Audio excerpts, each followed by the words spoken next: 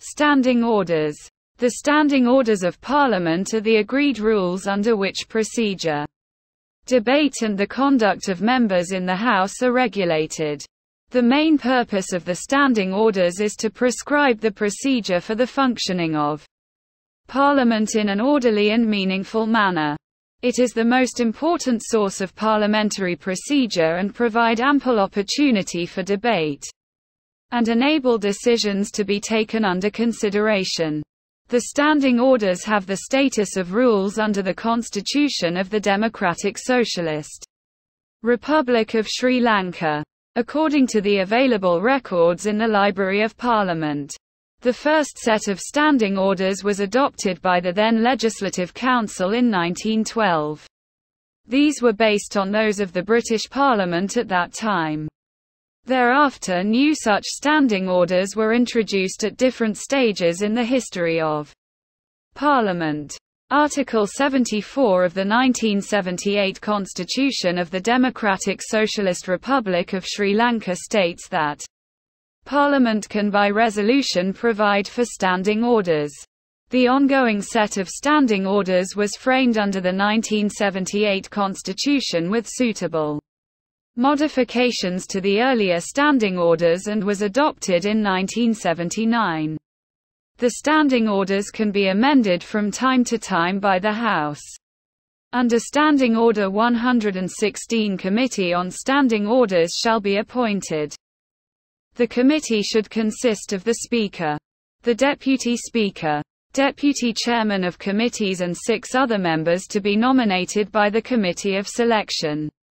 The task of the Committee on Standing Orders is to consider matters of procedure and conduct of business in Parliament and recommend any amendments to the standing orders as it deems necessary.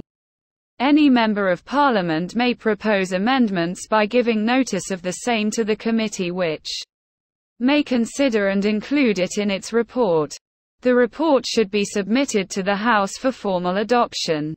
The current set of standing orders regulates the proceedings of the first meeting after a general election, seating of members, election of a Speaker, Deputy Speaker and Deputy Chairman of committees, official oath, affirmation of newly elected members and fixing of date and time for meetings.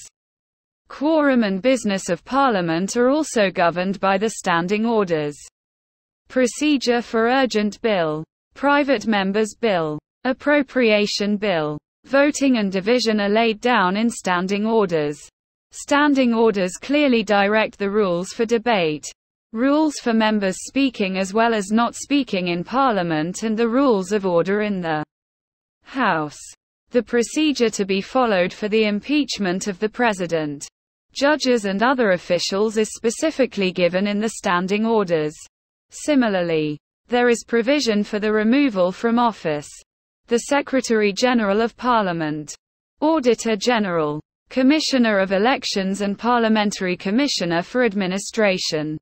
The standing orders contain guidelines for the conduct of the business of the committees such as the Committee of the Whole House, Select Committees, Consultative Committees and also of committees established for special purposes such as House Committee, Committees on Selection, Standing Orders, Parliamentary Business, Public Accounts, Public Enterprises, Public Petitions, Privileges and High Posts.